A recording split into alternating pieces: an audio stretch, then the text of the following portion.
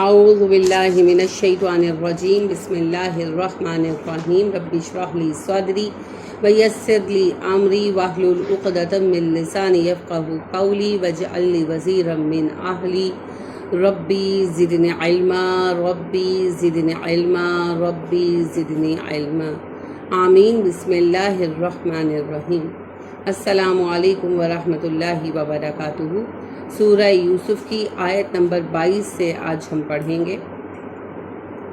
ہم نے پڑھا کہ یوسف علیہ السلام کو قافلے والوں نے مصر میں لا کر بیچ دیا، اور مصر کے ایک وزیر نے جو غالباً فائنانس منسٹر تھے، یوسف علیہ السلام کو خریدا اور اپنے گھر لے گیا اور کہا کہ میں اسے غلام کے لیے بحیثیت غلام نوکر چاکر بنانے کے لیے خرید کر نہیں لایا، اسے گھر میں عزت کے ساتھ رکھو، ہم اسے تعلیم و تربیت دیں گے اور دیکھیں گے، ہو سکتا ہے کہ یہ ہمارے کام آئے، ہماری نفع بخش ثابت ہو، یا پھر ہم اسے اڈاپٹ کر لیں۔ تو اللہ اس پر تبصرہ کرتے ہوئے کہتے ہیں، ہم نے یوسف کو اس طرح مصر میں جگہ دی اور ہم اس پر مہربان ہوئے تاکہ ہم اسے معاملہ فہمی کا علم عطا کر سکیں۔ تو اب معاملہ فہمی کا علم عطا کرنے کے لیے میں نے اسے بھی عرض کیا تھا، مصر میں لانے کی کیا ضرورت تھی؟ اللہ تو وہ علم کنعان میں بھی دے سکتے تھے جہاں ان کے والد تھے، کیونکہ یوسف علیہ السلام سے مصر میں تبلیغ کا کام لیا جانا تھا۔ تو یوسف علیہ السلام ایک دیہات کے چھوٹے سے قصبے میں رہنے والے فیملی ایسی سے تعلق رکھتے تھے، ایسے خاندان سے جن کا پیشہ بھی کاشتکاری اور جانور چرانا تھا۔ تو وہاں رہ کر کسی بڑے فن کی تعلیم پانا مشکل تھا، اور مصر والے اس وقت کے ماڈرن ترین لوگ تھے، ترقی یافتہ ترین لوگ تھے، ان کے پاس علوم تھے، فنون تھے، اور ان کی زندگی بہت فرق تھی سادہ زندگی سے۔ تو پھر ان کے ہاں رہ کر ہی علم پایا جا سکتا تھا، اس لیے پھر اللہ نے مصر پہنچا دیا یوسف علیہ السلام کو۔ اللہ کہتے ہیں میں اکثر باتوں پر غالب ہوں، اپنی سب باتوں پر غالب ہوں، اور اکثر لوگ یہ بات جانتے نہیں ہیں۔ اس پر بھی ہم نے تفصیلاً بات کی تھی۔ ہوتا وہی ہے جو اللہ کریم چاہتے ہیں۔ لوگ سمجھتے ہیں کہ ہم نے اپنی مرضی سے تیر مار لیا، اس میں اولاد کی بھی ایک بات شامل ہے۔ ہم یہ سمجھتے ہیں کہ جی ہم نے احتیاط کر کے 2 بچے ہی پیدا کیے، کیونکہ ہمیں پتا ہے 2 بچے خوشحال گھرانا، لیکن یہ خوش فہمی ہے، وہ لکھے ہی 2 ہوتے ہیں، وہ لکھے ہی 2 ہوتے ہیں، جس نے آنا ہے اسے آج تک کوئی روک نہیں سکا۔ تو یہ بھی ہماری غلط فہمیوں میں سے غلط فہمی ہے، ہم اسے اپنی عقل سمجھتے ہیں، اللہ نے نصیب ہی اتنا لکھا ہوتا ہے۔ خیر، ولما، اور جب بلغا، وہ پہنچا، کون؟ یوسف، اشدہ، اپنی شدت کو۔ انسان کی شدت کیا ہوتی ہے؟ جوانی، تو اپنی جوانی کو۔ اشدہ کا معنی ہے اپنی شدت کو۔ کسی چیز کی شدت کیا ہوتی ہے؟ اس کی انتہائی شکل، اور انسان کی قوت کی، ذہن ہو، جسم ہو، عقل ہو، اس کی مکمل اور انتہائی شکل ہوتی ہے جوانی۔ تو یوسف جب جوان ہو گئے، آتیناہ، دی ہم نے اس کو، حکمن، قوت فیصلہ، و علمن، اور علم، ہم نے اسے حکومت اور علم کی صلاحیت دی۔ حکومت صرف بادشاہت سے نہیں ہوتی، بڑے بڑے بادشاہ بے وقوف گزرے ہیں دنیا، ہے نا، اور بڑے بڑے عام لوگ جو ہیں، یعنی کہ گھروں میں رہنے والے عام سادہ لوگ، وہ بڑے اچھے فیصلہ کرنے والے ہوتے ہیں، لوگ آ کر ان سے فیصلے کرواتے ہیں۔ تو حکومت اصل میں حکم سے ہے نا، حکم کیا ہے؟ قوت فیصلہ۔ اس دن ہم نے دیکھا نا، حکم کیا ہے؟ کسی کو اپنی عقل اور فہم کی بنا پر یہ جاننے کی وجہ سے کسی بات سے روک دینا کہ وہ اس کے حق میں اچھی نہیں، تو اسی سے پھر حاکم ہے، اسی سے حکم ہے۔ حاکم وہ بندہ ہوتا ہے جس کے پاس فیصلے کا اختیار ہوتا ہے، وہ اپنی عقل استعمال کر کے فہم کے ساتھ دیکھتا ہے کہ یہ لوگوں کے حق میں اچھا نہیں ہے، روکتا ہے، اور یہ کرنا چاہیے، کرواتا ہے۔ ٹھیک ہے، اسی لیے اسلامی حاکم عوام کی رائے پہ نہیں چلتا۔ اکثریت کیا کرتی ہے؟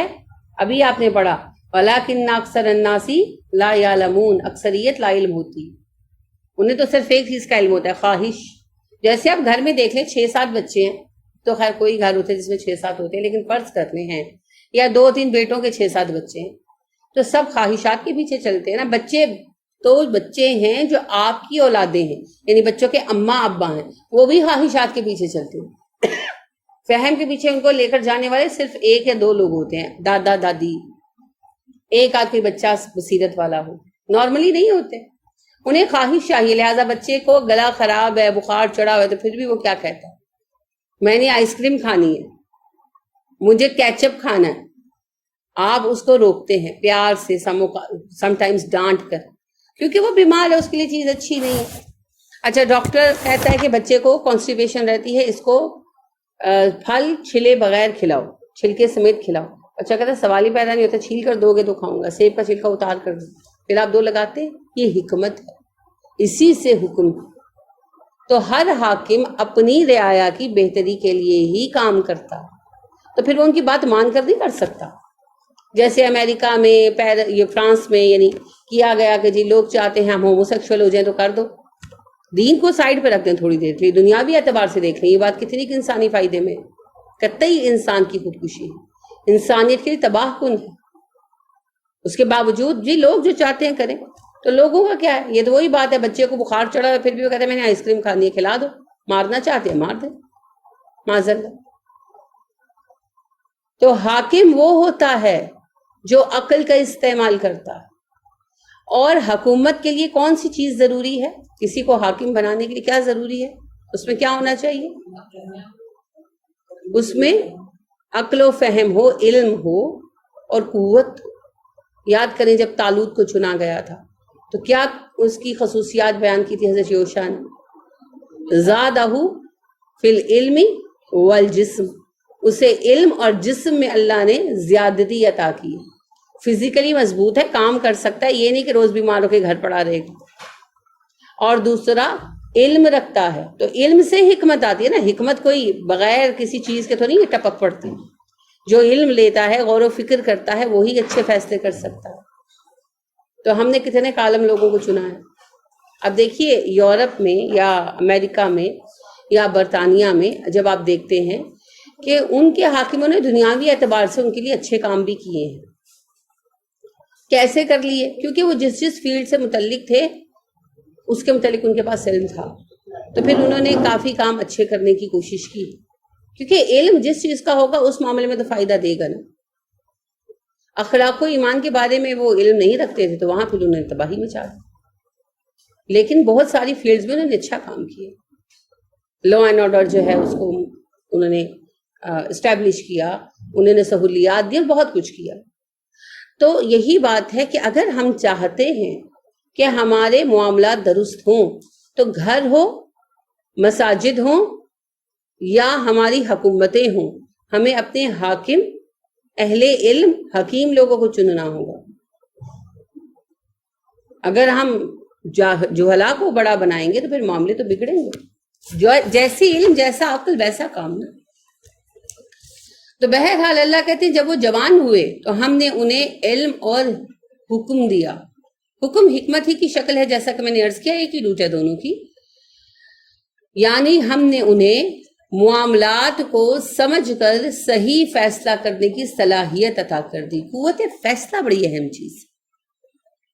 قوت فیصلہ بڑی ہی اہم چیز ہے. ہمارے گھروں میں سے اکثر گھروں میں بگاڑ اسی باعث ہے کہ مرد حضرات جو گھروں کے حاکم ہیں ان میں قوت فیصلہ نہیں ہے. آج اکثر گھروں میں وہ فیصلہ نہیں کر پاتے اور اس کی وجہ سے پھر ہر کوئی منمانی کرتا ہے اور نتیجہ نکلتا ہے بگاڑ کی شکل میں. تو قوت فیصلہ، بر وقت فیصلہ کرنا اور صحیح فیصلہ کرنا، یہ خاص شعور ہے جو اللہ رب کریم فرقان کے ذریعے عطا کرتے ہیں. اسی لیے ہم دیکھیں نا عمر فاروق رضی اللہ عنہ صحیح فیصلے کرتے تھے نا، تو اسی لیے تو فاروق اعظم بھی کہلایا. اللہ نے ان کے اندر فرقان نصب کر دیا. تو خیر اس درجے کو تو نہیں ہم پا سکتے، لیکن کسی نہ کسی درجے تک تو ہم فرقان پا ہی سکتے ہیں. تو اس کے لیے پھر علم ضروری ہے، اور علم العلم. ٹھیک ہے. اور ایک اور اہم چیز جو میں نے پہلے بھی عرض کی تھی تفکر کے سلسلے میں جو ہم ڈسکشن کر رہے تھے کہ 5 نمازیں اس لیے ہیں کہ تفکر کے لیے، قوت فیصلہ کے لیے تفکر ضروری، غور و فکر ضروری. غور و فکر کے لیے ارتکاز ضروری ہے، فوکس ہونا. تو فوکسڈ ہونا آج کل ختم ہو گیا کیونکہ ملٹی ٹاسکنگ چل رہی ہے نا، وقت کم اور کام زیادہ ہے. لہٰذا ہم کیا کر رہے ہوتے ہیں، ادھر ہم کپڑے استری کر رہے ہیں، ادھر اماں سے فون پہ بات کر رہے ہیں، ایسے ہی چلتا ہے نا۔ تو ملٹی ٹاسکنگ کی اتنی عادت ہو گئی ہے دماغ کو کہ ہم لوگ نہیں کر پاتے فوکس کسی چیز پر، ارتکاز نہیں کر پاتے، توجہ مرتکز نہیں ہوتی۔ اور حصول علم کے لیے ارتکاز توجہ شرط ہے، اور فیصلے کے لیے بھی ارتکاز شرط ہے۔ تو نماز پھر اسی ارتکاز کی مشق ہے، ورنہ اللہ دن میں ایک ہی دفعہ اتنی رکعتیں پڑھا کر تو کہتے ہو کہ فارغ جاؤ۔ اللہ نے یہ 5 دفعہ رکھا، 5 دفعہ فوکسڈ ہو کر بیٹھو، تاکہ تمہاری ذہنی صلاحیتیں پھر اکٹھی ہو جائیں اور تم لوگ اپنے معاملات کے فیصلے کر سکو۔ اب فیصلے کیسے کیے جاتے ہیں؟ فیصلے کیسے کیے جاتے ہیں؟ ارتکاز توجہ کے ساتھ۔ اب کس بات کے فیصلے کرنے ہیں؟ ہر روز زندگی میں بہت سارے معاملات ہوتے ہیں، ہم کتنے بکھرے ہوئے ہیں، ہم اتنے بکھرے ہوئے ہیں کہ ہم لوگ یہ بھی نہیں فیصلہ کر پاتے کہ آج پکانا کیا ہے۔ یہ بالکل معمولی بات ہے، ہم 5 منٹ وارڈروب کے آگے یہی کھڑے سوچتے رہتے ہیں آج پہننا کیا ہے۔ تو ہر چیز کے لیے فیصلہ چاہیے، بہت چھوٹے چھوٹے کاموں میں فیصلے لینے ہوتے ہیں۔ بچے کو کھلونا لے کر دینا ہے کہ نہیں لے کر دینا، بچے کی ضد ماننی ہے کہ نہیں ماننی۔ آج سسرال میں میلاد ہو رہا ہے، جانا ہے کہ نہیں جانا۔ اس طرح کے بہت سارے چھوٹے بڑے فیصلے ہمارے سامنے آتے ہیں اور روزانہ آتے ہیں۔ تو نماز 5 وقت پر اور توجہ سے ادا کرنے سے فوکس کرنے کی صلاحیت آتی ہے، قوت فیصلہ بڑھتی ہے، کیونکہ قوت فیصلہ کے انحصار علم اور ارتکاز پر۔ اسی لیے اللہ نے 5 نمازیں رکھی، اور فیصلہ ہوتا بھی ٹھنڈے دل کے ساتھ ہے، جذباتیت کے ساتھ فیصلے نہیں ہو سکتے۔ تو نماز آپ کو ریلیکس کر دیتی ہے، کام ڈاؤن۔ جب آپ ریلیکس ہوں گے تو فیصلہ کریں گے۔ جی اکثر لوگ نماز کے پابند تو بہت ہوتے ہیں، پر جب ایسے زندگی کے معاملات فیصلہ کرنا تو نماز کا حق ادا نہیں کرتے۔ آپ دیکھیں بہت سارے نمازی ہیں جن کی کمروں میں درد ہے، نماز کا حق ادا نہیں کرتے۔ بہت سارے نمازی ہیں جو شارٹ ٹیمپرڈ ہیں، نماز کا حق ادا نہیں کرتے۔ بہت سارے نمازی ہیں گالیاں دیتے ہیں، گندی گالیاں دیتے ہیں، نماز کا حق ادا نہیں کرتے۔ بہت سارے نمازی ہیں جو گندے پروگرام دیکھتے ہیں بیٹھ کر، گندے ڈانسز دیکھتے ہیں بیٹھ کر، نماز کا حق ادا نہیں کرتے۔ ان الصلاۃ تنہی عن الفحشاء والمنکر۔ بہت سارے نمازی ہیں، نماز ادا کرتے ہیں اور فطرتاً جھگڑالو ہوتے ہیں، جھگڑتے ہیں، فساد ڈالتے ہیں، جھوٹ بولتے ہیں، نماز کا حق ادا نہیں کرتے۔ تو جب ہماری اندر کوئی خرابی رچ بس جائے، تبدیل نہ ہو، تو نمازوں کا جائزہ لینے کی ضرورت ہے۔ نمازی وقتی طور پر کوئی غلطی کر سکتا ہے، کیونکہ انسان بتقاضۂ بشریت غلطی کرے گا، لیکن وہ کسی غلطی پر مستقل جڑ جائے یہ ممکن نہیں ہے، نماز اس کی اصلاح کر دے گی۔ یہ جو ہے نا کہ گناہوں سے پاک ہو جانا، اس سے معنی یہ نہیں کہ گناہ کیے جاؤ اور دھلائی ہو ہی جائے، ایسے نہیں ہوتا، وہ تو ہونا ہی ہے۔ اس کا دوسرا پہلو یہ ہے گناہ چھوٹ جاتے ہیں، انسان صاف ستھرا ہو جاتا ہے، اس کی گندی عادتیں بھی ختم کر دیتی ہے نماز۔ اگر نماز سے یہ صفت نہیں آ رہی تو اس کا ایک بڑا سبب ہے ہم نماز کا حق ادا نہیں کرتے۔ اور ہر کوئی اپنی نماز کا خود جائزہ لے کر دیکھ سکتا ہے کہ وہ کہاں ڈنڈی مارتا ہے، یا نماز میں دکھاوا ہے، یا نماز میں مقصد پڑھتے ہیں۔ یہ بھی ایک سبب ہوتا ہے جس سے ہم اکثر واقف نہیں ہیں۔ نماز کیوں پڑھتے ہیں؟ پوچھیں اپنے آپ سے، پوچھیں کیوں پڑھتے ہیں، اور سچے جواب کے پیچھے جائیں، مجھ سے سن کر نہیں، اس کے پیچھے جانا۔ ہمارے نماز پڑھنے والوں کی بڑی تعداد نماز بس اس لیے پڑھتی کہ عادت پڑی ہوئی، اللہ کے حضور کھڑے ہو کر اللہ کے ذکر کے لیے اقیم الصلاۃ لذکری کی کیفیت بہت کم آتی، کیونکہ اللہ کہتے ہیں نا منافق نماز کے لیے کھڑا ہوتا ہے، پڑھتا ہے، لیکن اللہ کو یاد بہت ہی کم کرتا ہے۔ تو ہم نماز کے لیے کھڑے تو ہوتے ہیں۔ اب دیکھیں نا منافقین جو تھے نماز پڑھتے تھے مگر تبدیلی نہیں آ رہی تھی، وہی نماز جب مومن پڑھ رہے تھے تو ان کا ہر نماز کے ساتھ ایمان کا درجہ بڑھ رہا تھا، کیونکہ نماز بے مقصد پڑھ رہے تھے۔ کیوں پڑھ رہے تھے؟ سارے پڑھتے، ہمیں پڑھنی پڑے گی، نہیں پڑھیں گے تو لوگ بات کریں گے، بس ہماری نماز بھی بے مقصد ہوگی نا، نہ اللہ کی یاد کے لیے نہیں، نہ تزکیہ نفس کے لیے نہیں۔ تو کیا ہم نماز مقصداً پڑھتے ہیں یا ہم نماز اس لیے پڑھتے ہیں کہ بس بچپن سے عادت پڑی ہوئی ہے، اٹھی اور پڑھ لے، جیسے دوسرے بہت سے کام کرتے، تو بلا مقصد نماز بھی فائدہ نہیں دیتی، کیونکہ انما الاعمال بالنیات، نیت ہی نہیں ہے تو فائدہ کہاں سے آئے؟ تو جب بھی آپ دیکھیں کہ کوئی نمازی کسی مستقل خرابی کا شکار ہے، وقتی عارضے سب سے ہو جاتے، جیسے آپ دیکھیں نبی کریم صلی اللہ علیہ وسلم انسان کامل ہیں، مگر ان کو بھی بعض اوقات غصہ آ جاتا تھا، تو وہ تو تقاضا بشریت ہے، انسان ہے، فرشتے تھوڑی، کمپیوٹر تھوڑی۔ لیکن اگر کوئی کسی غلطی پر جم ہی گیا ہے، کسی گناہ پر اصرار ہی کیے جا رہا ہے، پھر اس کی نماز میں خرابی ہے، پھر اس کو چاہیے اپنی نماز کا جائزہ، ٹھیک ہے؟ تو نماز سے قوت فیصلہ آتی ہے، قوت فیصلہ ہر حاکم میں ہونا ضروری ہے، اس کے بغیر کام نہیں بنتا، اور قوت فیصلہ کے لیے ضروری ہے علم اور ارتکاز، اور ارتکاز کے لیے ضروری ہے سکون، اور سکون کا سرچشمہ ہے نماز، ٹھیک ہے؟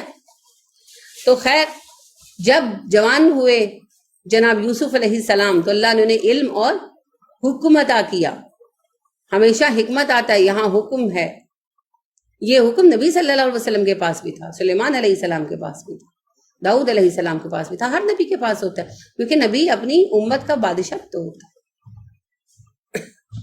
وَكَذَلِكَ، اسی طرح نجزی، ہم جزا دیتے ہیں المحسنین، احسان کرنے والوں کو، محسنین کو، بیسٹ کارکردگی دکھانے والوں کو۔ اللہ کہتے ہیں یوسف نے بیسٹ کارکردگی دکھائی، بیسٹ، کیا بیسٹ کیا یوسف علیہ السلام نے؟ بتائیں۔ یوسف علیہ السلام کنویں میں ڈالے گئے اور وہاں سے نکل کر بک گئے بیچارے اور مصر آ گئے، سب کچھ بھائیوں نے کیا، اب انہوں نے اس کے بدلے میں کیا کیا؟ صبر جمیل، صبر جمیل، ٹھیک ہے؟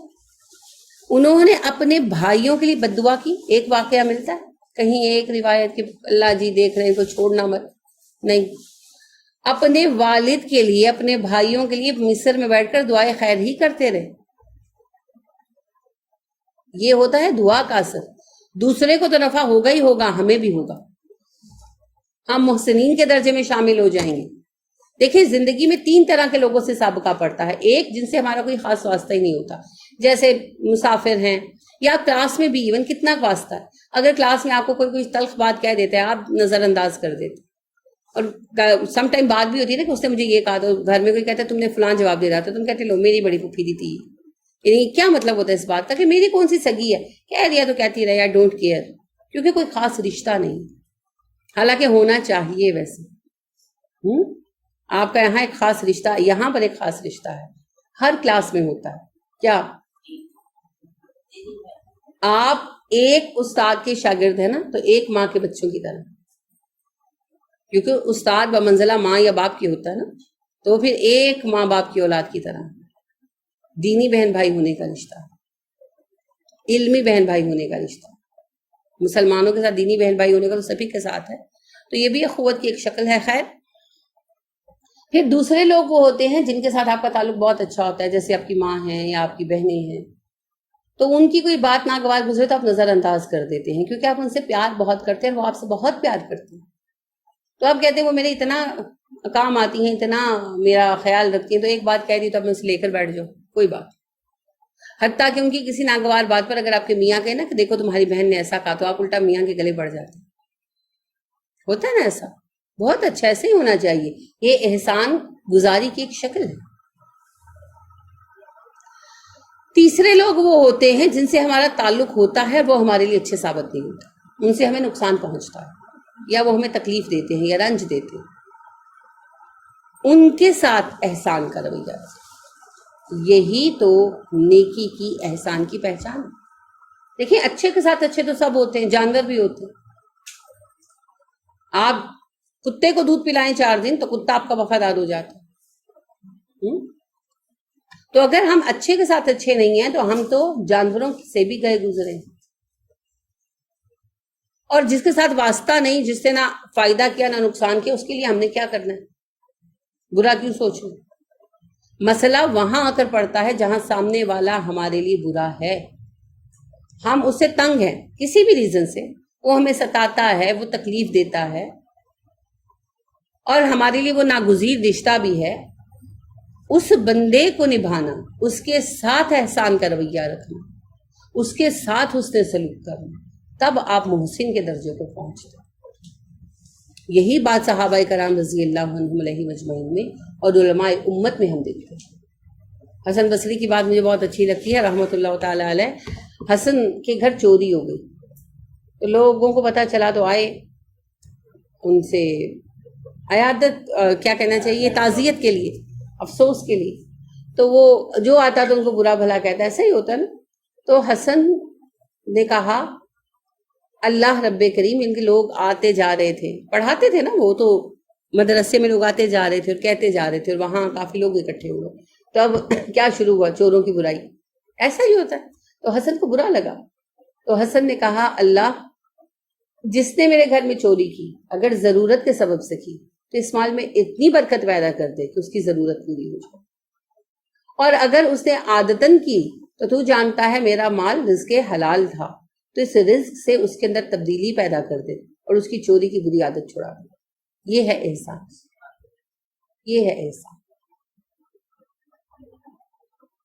کسی کی برائی کے بدلے میں بہترین نیکی پیش کرنا، یہ ہے احسان۔ اس سے دل جیتے جاتے ہیں، اس سے دل بدلے جاتے ہیں۔ جیسے نبی کریم صلی اللہ علیہ وسلم کے پاس ایک صاحب آئے، کہنے لگے محمد مجھے کچھ دیجیے۔ آپ صلی اللہ علیہ وسلم نے اسے کچھ دیا تو اس کا موڈ آف ہو گیا، اس کو زیادہ چاہیے ہوگا، دیہاتی آدمی تھا، کہنے لگا آپ کتنے بخیل ہیں، صاف ہی کہنے لگا آپ کتنے بخیل ہیں، اتنا سا دیا۔ تو صحابہ کے موڈ آف ہو گئے، آپ صلی اللہ علیہ وسلم سے ہاتھ پکڑ کر اندر لے گئے، مسجد سے اندر اپنے گھر میں لے گئے اور اس کو مزید دیا، اتنا دیا کہ اس کا موڈ اچھا ہو گیا، اس کی ضرورت پوری ہو رہی ہوگی۔ تو کہنے لگا کہ آپ کتنے فیاض ہیں، آپ کتنے سخی ہیں، آپ کتنے پیارے ہیں۔ آپ نے کہا ذرا یہ باتیں میرے ساتھیوں کے سامنے بھی کہہ دیں، اسے باہر بھی آ کر تعریف کی، تو لوگوں کا موڈ اچھا ہو گیا صحابہ کا، وہ چلے گئے صاحب۔ تو آپ نے کہا اس بندے کی اور میری مثال ایسے ہے جیسے کسی کی اونٹنی بھڑک کر بھاگی، لوگ اس کے پیچھے بھاگے، اونٹنی اور گھبرا گئی اور بھاگی، تو اس نے کہا اس کو مجھے چھوڑ دو، مالک نے کہا اس کو مجھے چھوڑ دو، میری اونٹنی ہے میں سنبھال لوں۔ تو اس نے ہری گھاس کا ایک گٹھا لیا اور اس کو ہلانے لگا، تو وہ اونٹنی واپس آ گئی۔ تو تم لوگ سختی کرتے تو بھاگ جاتا اور واپس نہ آتا۔ سادہ آدمی تھا، کم فہم تھا، عقل والا نہیں تھا، تو جب اس کو پیسے کم ملے تو اسے لگا کہ زیادتی ہو گئی، تو جب اس کو پیسے دیے گئے تو اس کا منہ ٹھیک ہو گیا۔ تو دیکھیں یہ کیا ہے، احسان۔ نبی کریم صلی اللہ علیہ وسلم پر کیا فرض تھا اس کو زیادہ مال دینا؟ آپ نکال بھی تو سکتے تھے، دفع کرو اتنا بدتمیز آدمی، لیکن آپ نے احسان کیا۔ اسی طرح یاد کریں غزوہ حنین کا مال جب آپ بانٹ رہے تھے اور ایک دیہاتی آیا اور آپ کے گلے میں چادر ڈال کر کھینچی اور کہنے لگا محمد مجھے بھی دینا، تیرا مال ہے نہ تیرے باپ کا مال ہے۔ اور یہ وہ وقت تھا جب آپ صلی اللہ علیہ وسلم پورے عرب کے حاکم بن چکے تھے۔ آپ نے پلٹ کر اسے دیکھا، مسکرائے اور کہا ہاں تم سچ کہہ رہے ہو، نہ میرا مال ہے نہ میرے باپ کا مال ہے، یہ تو اللہ کا مال ہے۔ اور غور کریں تو بات تو واقعی سچ ہے، لیکن یہ سچائیاں تب سمجھ آتی ہیں جب احسان کی عادت بنتی، ورنہ تو ہم بھڑک جاتے ہیں۔ یعنی آپ دیکھیں بہو ساس کو کہتی ہے کہ آپ کا گھر ہے، اچھا گھر تو ساس کا بھی نہیں، گھر تو سسر کا ہے، کیا فرق پڑتا ہے کہنے میں؟ سادہ سا جواب یہی ہے بیٹے نہیں میرا بھی نہیں ہے، تمہارے سسر کا ہے، آرام سے بیٹھو۔ لیکن ہوتا یہ بھڑک جاتے ہیں، نہیں میرا نہیں تو تمہارا ہے، تم جہیز میں لے کر آئی ہو، یہی کچھ ہوتا ہے نا، بالکل پچھو لے آئی ہیں۔ پتہ ہے کیوں؟ احسان کی عادت نہیں۔ اللہ کہتے ہیں ہم نے یہ سب کچھ یوسف کو اس لیے دیا کہ یوسف نے احسان کا رویہ اپنایا۔ احسان کیا تھا؟ یوسف مصر میں بیٹھ کر بھی اپنے بھائیوں کے لیے دعائیں مانگ رہے تھے، ان دعاؤں نے اتنے سالوں بعد باپ بیٹے کو ہی نہیں ملایا، بھائیوں کو بھی ملا دیا۔ وہ جو شیطان نے بغض ڈال دیا تھا نا، ان دعاؤں کی بدولت اللہ نے نکال دیا اور سچ مجھ بھائی مل گئے۔ تو جب شیطان نفرتیں ڈالتا ہے نا تو دل کون ملا سکتا ہے؟ اللہ کہتے ہیں نا آل عمران احسان یاد کرو میرا جو میں نے تم پر کیا، تم ایک دوسرے کے دشمن تھے پھر میرے فضل سے بھائی ہو گئے۔ تو دل اللہ ملاتا ہے۔ تو جب بچوں میں نفرتیں آئیں، دشمنیاں آ جاتی ہیں، پتہ ہے شیطان ڈال دیتا ہے نا دلوں میں، معمولی بات کو بڑھا کر شیطان کیا کرتا ہے؟ نفرت بنا دیتا ہے۔ معمولی بات ہوتی ہے، چھوٹی سی کوئی بات ہوتی ہے، یعنی ایک بھائی کا بچہ ہے، اسے کوئی شرارت کی، دوسرے بھائی نے تھپڑ لگا دیا، اب وہ بیویوں کے موڈ آف ہو جاتے ہیں، وہ پھر بات بڑھتی ہے، اندر اندر اندر اندر بات پکتی رہتی ہے، اور ذہن یہ بن جاتے ہیں یہ میرے بچوں سے پیار نہیں کرتے، حالانکہ ایسا کچھ بھی نہیں ہوتا، وہ بچے کی ہی بھلائی کے لیے چچا نے، یہ تایا نے روکا ہوتا، تو شیطان اسے ایک پہاڑ بنا دیتا ہے۔ تو جب ایسا ہو تو دعائیں کریں، بچوں کو یہ چیز تعلیم کریں کہ جب کسی سے رنج آئے تو اس کے لیے دعا کرو، کیونکہ صحابہ کا یہی طریقہ تھا، جب ایک دوسرے پر غصہ آتا تھا تو کیا کہتے تھے؟ اللہ اس پر رحم کرے، اللہم ارحم فلانن، اللہ اس فلاں پر رحم، یہ جو بھی نام ہوتا تھا اس کا، کہ اس پہ رحم کر، کیونکہ ان کے نزدیک وہ اس وقت غلط کر رہا ہوتا تھا نا، تو دعا کرتے تھے اللہ اس پہ رحم کر، یہ غلط جا رہا ہے، اور ہم بیٹھ جاتے بد دعائیں کرنے۔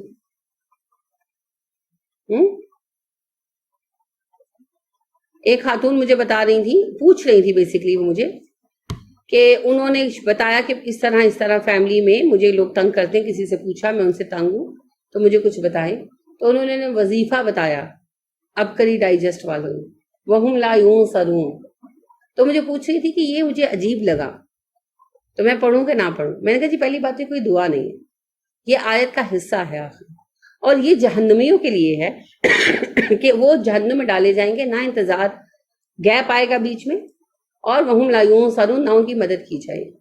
تو اگر آپ اس کو الگ کر کے پڑھتے ہیں تو یہ تو بد دعا ہے، وہم لا ینصرون، ان کی کبھی مدد نہیں کی جائے، تو آپ کیوں بد دعا پر کمر بستہ ہونا چاہتی ہیں؟ اب دعائیں کیوں نہیں مانگتی؟ تو کہنے کہ نہیں میرا تو دل ہی نہیں چاہ رہا تھا، مجھے تو سمجھ ہی نہیں آ رہی تھی، میں تو یہی پوچھ رہی تھی کہ لا کیوں ہے دعا کے یہ آیت کے اندر نا، یہ ایک ایسی دعا ہے، تو مجھے کلیئر نہیں ہوتا، تبھی پوچھا۔ اب آپ دیکھیں کہ ایک خاتون بات کرتی ہے کہ میری فیملی کے کچھ گھر کے لوگ ایسے ہیں، میرے بچے کچھ ایسے ہیں جن سے میں تنگ ہوں، تو انہیں بتایا کیا جا رہا ہے، ایک بد دعا سکھائی جا رہی ہے، ویسے تو اس کو اس طرح پڑھنے کا حکم نہیں ہے، لیکن وہ جس معنی میں سکھائی جا رہی ہے وہ یہی ہے، اور اگر دعا کی بجائے یہ بد دعا کام کر گئی تو نقصان کس کا ہوگا؟ ماں کا ہی ہوگا نا، کیونکہ اپنے ہی بچے ہیں، تو ماں تنگ ہے تو یہ چاہ رہی ہے کہ بچے تباہ و برباد ہو جائیں، ختم ہو جائیں، نہیں، وہ تو ان کی اصلاح چاہ رہی ہے۔ تو بچوں کو ہمیشہ یہ چیز تعلیم کریں، جس سے تنگ ہوں اس پر دعا کریں، اس پر محنت کریں، جہاں سے چھت ٹپکتی ہے وہاں سے چڑھ کر سوراخ بند کیے جاتے ہیں، چھت توڑ نہیں دی جاتی وہاں سے۔ تو یوسف علیہ السلام کو اللہ نے محسن قرار دیا اس لیے کہ انہوں نے ان لوگوں کے لیے بہترین رویہ اختیار کیا جنہوں نے ان سے بدترین سلوک کیا تھا۔ اور پھر آپ دیکھیں کہ یوسف علیہ السلام کے مالک نے انہیں خریدا تھا نا، وہ ان کی ملکیت ہو گئے تھے، چاہے جیسے بھی تھا، تو وہ بڑے ہو گئے، پھر بھی بھاگے نہیں، پھر بھی چھوڑ کر نہیں گئے، وہیں پر رہے اپنے والد کے ساتھ، اپنے مالک کے ساتھ، حالانکہ بڑے ہو کر اپنے علاقے میں واپس جا سکتے تھے۔ یعنی آپ دیکھیں وہ کنان سے آئے تھے، اور جس وقت انہیں کنویں میں پھینکا گیا ان کی عمر 12 یا 13 سال تھی، اتنے کم عمر نہیں تھے کہ اپنے علاقے میں نہ پہنچ سکتے، لیکن انہوں نے ایسی کوئی کوشش نہیں کی، کیونکہ اب وہ کسی کی ملکیت بن گئے تھے نا، تو مالک کی وفاداری بھی شرط ہوتی، تو ان کے مالک نے انہیں بہترین تعلیم دلوائی، بہترین طریق پر رکھا تاکہ یوسف بڑے ہو کر ان کے لیے نفع بخش ثابت ہو۔ تو یوسف علیہ السلام نے کبھی بھی ان کا ساتھ چھوڑ کر جانے کی کوشش نہیں کی، حالانکہ بظاہر ان کا زیادہ نفع کس میں تھا؟ کنان چلے جانے میں، حقیقی نفع بھی ان کو تو علم نہیں تھا مستقبل میں کیا ہونے والا ہے، ابھی تو وہ غلام کی حیثیت سے جی رہے تھے، بے شک بہت اچھے رکھے گئے تھے مگر تھے تو غلام، اور یہ چیز ان کو کتنی تکلیف دیتی ہوگی، ایک آزاد معزز گھرانے سے اٹھائے گئے اور غلام بن گئے، پھر اپنے باپ سے دور، اپنے اہل خانہ سے دور، اپنی ماں سے دور، اپنے بھائی سے دور، اور اپنے سب بھائیوں سے دور، اس ساری تکلیف کو وہ برداشت کر رہے تھے، اس بات کو، اس رشتے کو نبھانے کے لیے جس کی وفاداری اللہ نے لازم کر دی، تو لہٰذا پھر اللہ نے کہا وہ محسن ہے، اور جو محسن ہے اسے ہم بہت عطا کرتے ہیں۔ تو اگر ہم چاہتے ہیں کہ بہترین ملے تو پھر احسان کا رویہ بھی اختیار کرنا ہوگا۔